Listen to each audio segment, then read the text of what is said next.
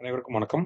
இந்த வீடியோல என்ன பார்க்க போறோம்னா, இந்த வாரத்திற்கு உண்டான முக்கியமான நடப்பு நிகழ்வுகள். இது எல்லா விதமான தேர்வுகளுக்கும் சார்ந்து தான் நம்ம பார்க்க போறோம். சரிங்களா?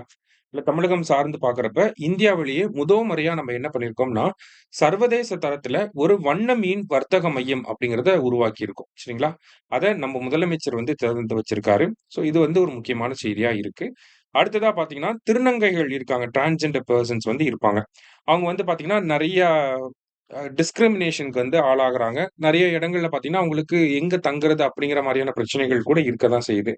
ஸோ அவங்களுடைய வாழ்வாதாரத்த பாதுகாக்கணும், அவங்களுடைய சுயமரியாதைய பாதுகாக்கணும் அப்படிங்கிறதுக்காக தமிழக அரசாங்கம் அரண் இல்லம் அப்படிங்கிறத திறந்து ஐ மீன் அத ஓப்பன் பண்ணியிருக்காங்க. ஸோ தமிழகம் முழுவதும் இந்த அரண் இல்லங்கள் அங்கங்க வரும் அப்படிங்கிறத சொல்லியிருக்காங்க. சரியா? ஸோ அரண் இல்லங்கள் யாருக்காக அப்படிங்கிறத தான் கேட்பாங்க. ஸோ திருநங்கைகளுக்காக தமிழக அரசாங்கத்தால தொடங்கப்பட்டிருக்கு. அடுத்தது இந்திய அளவுல இருந்த முக்கியமான செய்திகள் அப்படின்னு சொல்லி பார்த்தோம்னா, எல்லை பாதுகாப்பு படை, பார்டர் செக்யூரிட்டி ஃபோர்ஸோட விமான பிரிவுல விமான முதல் பெண் விமான பொறியாளராக யாரு வந்திருக்காங்க அப்படின்னா, பாவனா சௌத்ரி நியமிக்கப்பட்டிருக்காங்க. அடுத்தது தெற்கு ரயில்வேயோட கூடுதல் பொது மேலாளராக பிபின் குமார் அவர்கள் பதவியேற்று இருக்காங்க. சரிங்களா? மத்தபடி பார்த்தீங்க அப்படின்னா, உலக அளவுல தேசிய நெடுஞ்சாலைகள இணைக்கிறதுல இந்தியா முதலிடத்துல இருக்கு அப்படிங்கிறத நம்மளுடைய நெடுஞ்சாலைத்துறை அமைச்சர் நிதின் கட்கரி அவர்கள் தெரிவிச்சிருக்கிறார். ஓகேவா? எல்லாமே ஒன் லைனர்ஸ் தான். சரியா? அடுத்தது முக்கியமான செய்தி தமிழகத்துல பெரிய அரசியல் சலசலப்பை ஏற்படுத்தின ஒரு செய்தி. என்னன்னா, ஆ செயற்கை நுண்ணறிவு தரவு மையம், ஆர்ட்டிபிஷியல் இன்டெலிஜென்ஸ் டேட்டா சென்டர், கூகுளோட artificial intelligence data centre Andhra மாநிலத்தில அமைக்க போறாங்க. சரியா? விசாகப்பட்டினத்தில வரப்போகுது. கிட்டத்தட்ட $15 பில்லியன் முதலீடுகள செய்ய போறாங்க. சரியா? சோ இந்த விஷயம் ஏன் தமிழகத்துக்குள்ள வரல அப்படிங்கிறத பத்தின ஒரு விஷயங்கள் ஒரு பிரச்சனை போய்க்கிட்டு இருந்துச்சு சமீபத்தில. சரியா? சோ எங்க வரப்போகுது இந்த கூகுளோட ஆர்ட்டிபிஷியல் இன்டெலிஜென்ஸ் டேட்டா சென்டர் எங்க வரப்போகுது அப்படின்னா, நமக்கு ஆந்திராவோட விசாகப்பட்டினத்தில வரப்போகுது.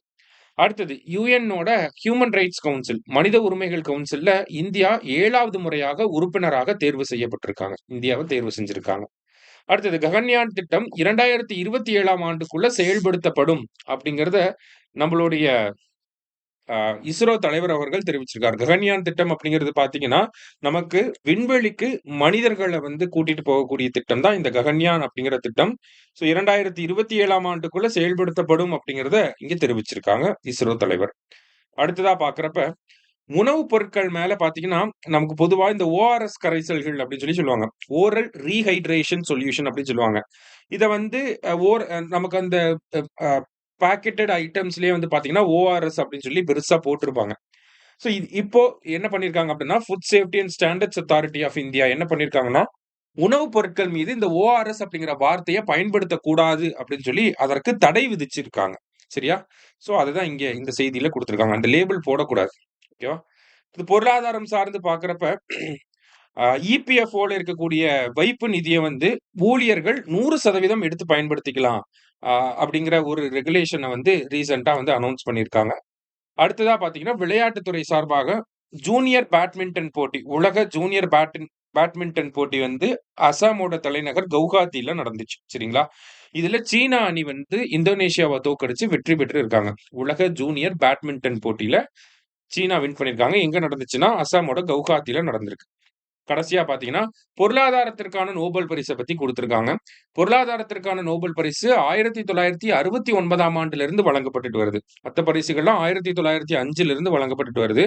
பொருளாதாரத்துக்கான நோபல் பரிசு 1969ஆம் ஆண்டிலிருந்து வழங்கப்பட்டுட்டே வருது. சரிங்களா? ஸோ இந்த வருஷம் யாருக்கு வழங்கப்பட்டிருக்கு அப்படின்னு சொல்லி பார்த்தீங்கன்னா, ஜோயல் மோக்கிர், நெதர்லாந்தை சேர்ந்த ஜோயல் மோக்கிர், பிரான்ஸை சேர்ந்த பிலிப் அகியோன், அப்புறம் கனடாவை சேர்ந்த பீட்டர் ஹோவிட் அப்படிங்கிற இந்த 3 பேருக்கும் வழங்கப்பட்டிருக்கு. ஸோ இவங்கள பொறுத்தவரைக்கும் பார்த்தீங்கன்னா, இன்னோவேஷன்னால எப்படி பொருளாதாரம் வளர்ச்சி அடைஞ்சுட்டே இருக்கு அப்படிங்கிற பத்தின ஒரு அ எக்கனாமிக் குரோத்த பத்தின ஒரு ஸ்டடி பண்ணியிருக்காங்க. ஒரு ரிசர்ச் பண்ணியிருக்காங்க. அதுக்காக இவங்களுக்கு வழங்கப்பட்டிருக்கு. சரியா? ஸோ இந்த வாரம் நடந்த முக்கியமான விஷயங்கள பார்த்திருக்கோம். நன்றி.